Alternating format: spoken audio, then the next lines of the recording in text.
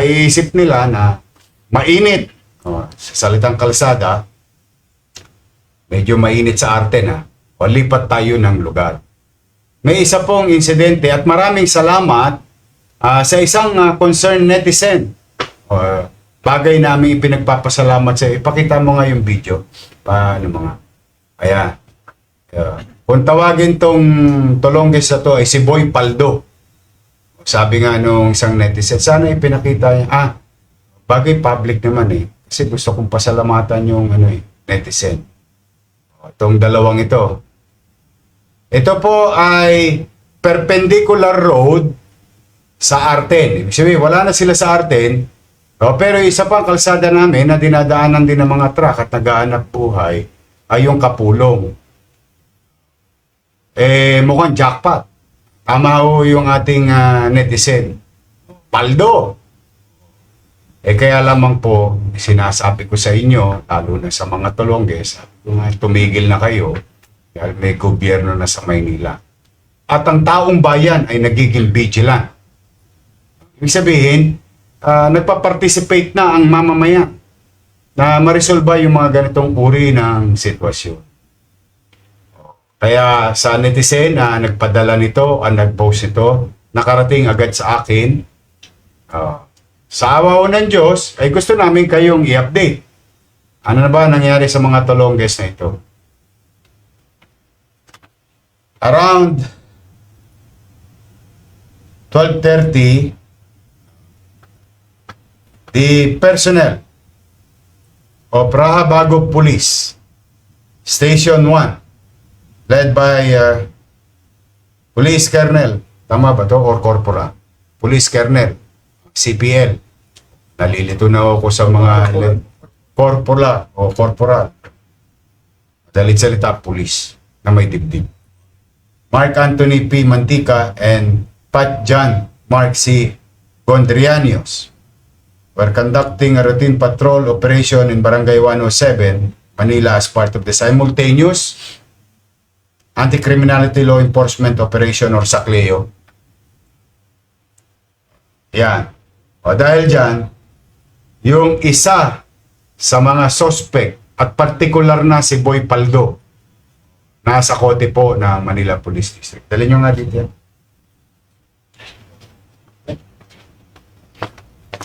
Ito po siya.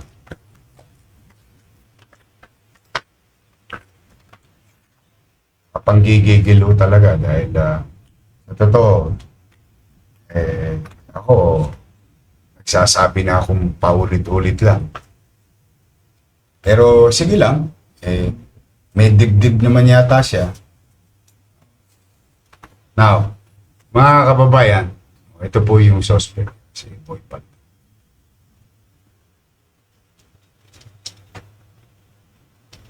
Asan yung kasama mo? Tuga mo na. Hindi po nakita po.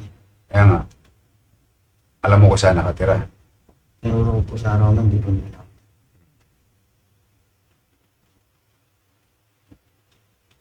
O kayong mga nanonood, susubok pa. Makailang ulit ko bang kailangang sabihin? Kaya ako, hindi naman ako magsasawang paalalahanan kayo dahil mamamayan ko pa rin kayo na magbagong buhay na kayo. Na kayo, tigilan nyo na yung pangapi sa kapwa. Laki naman ang katawan mo eh. Hindi ka na lang, dumilayin siya ng maayos eh. Kaya kayong mga nanonood na ipagbabaka sakali nyo pa na baka kami lumalamig. Pag wala kayo nababalitaan, ibig sabihin, walang gumagawa. Pero pagka gumawa kayo, matter of time lang, makakalawin kayo ng Manila Police District. O yung isa, alam mo, payo ko sa iyo Anong pangalan ng kasama? Jumong po. Jumong. Jumong. Hindi ko alam, taga-Korea ba yun? Hindi. Ba't Jumong? Alayo niyo. O ikaw, Jumong. Ito, partida. Para naman sa kaligtasan mo. Payo ko sa iyo, sumuko ka na. Kasi yung natira yung tanso, mahalang kilo ng tanso ngayon eh. Magkano kilo ng tanso ngayon? 500. Mahalang kilo ng tanso. Mauubos din niya. Tumotorotot ka ba? Yan. Hindi mo mabiyahe. Hindi po. Sumuko ka na. Baka mamaya madisgrasya ka pa sa kalsada. Just so you know, maaaring ikinatutuwa mo na nakatakas ka o nakaiwas ka. Sa ngayon. Pero hindi araw-araw Pasko sa kriminal. May Pasko rin sa pulis.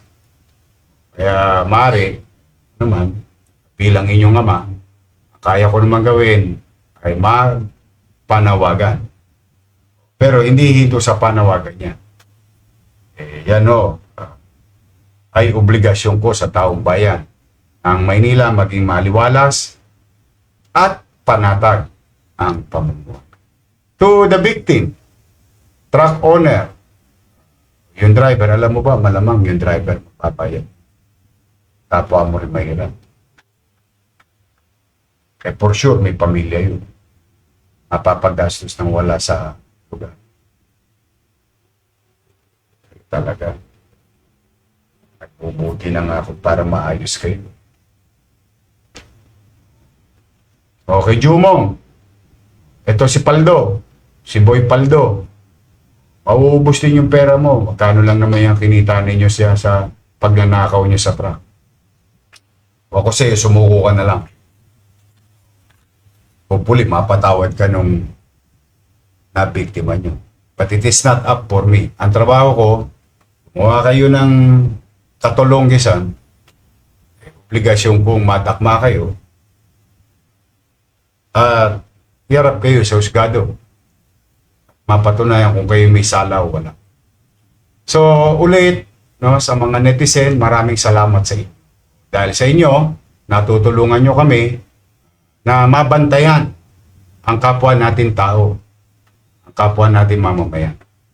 We'll make sure, we'll do our best through the help of the men and women uniformed personnel of the Manila Police District. Pumanatag kayo. Sige, mag-ingat kayo. Thank you, pare. Thank you. Ingat kayo. Okay. Sige, dalhin nyo na yan. Kailan ang ano yan? Ngayong inquest na yan. Sige. Yan po si Talib. Thank you, pare. Salamat.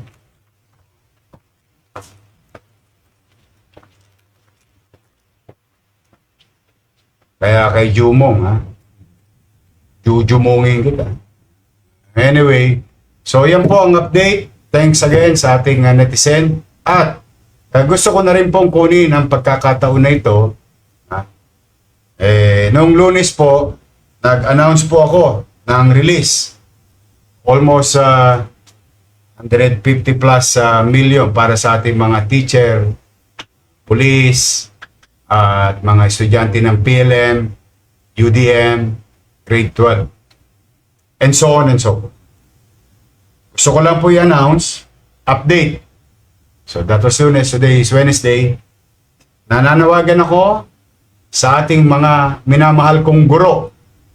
Mamaya po, maya-maya konti, i-check nyo na ang inyong mga ATM.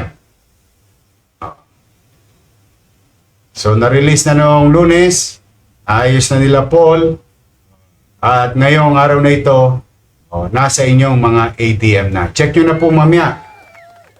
Bawat teacher ay tatanggap ng 6,000 pesos, city allowance, 11,633. Announcement sa Manila Police District, 7,500 ang matatanggap ninyo. Worth 26 million pesos. Abangan nyo na sa ATM ninyo. Baka yung ATM nyo nasa asawa nyo. So pananawagan ko na yung mga asawa nyo. Maya-maya konti, in a few hours, please check it sa inyong ATM. Ganun din sa Manila Fire Department. Abangan nyo po yan. So lahat ng yan ay nandiyan na po sa inyong mga automated machine, card. So muli, Maraming salamat sa taxpayers. Dahil sa inyo po, ay natutugunan natin ang ating mga obligasyon, gawain bayan, and so on and so on. Pumanatag kayo, anumang bagay na ipinagkatiwala nyo sa amin, partikular na ang pananalapi, ay amin pong sisinupin at mainam at episyente namin gagastahin. These taxes will be converted into delivery of service to you. Maraming salamat po sa inyong pagtitiwala. At mag-iingat po kayo, and please do share this broadcast. Nang sa ganun naman, mabigyan natin ng hustisya yung mga nabiktima ng mga Tolongges na ito. Ulitin ko ulit, mga Tolongges, bagong buhay na kayo. Kung hindi man, huwag kayong tatay sa sarili natin bakuran. No? At mag-iingat po kayo at pagpalain nawa kayo ng buong may kapal. Maraming salamat po. Manila, God first.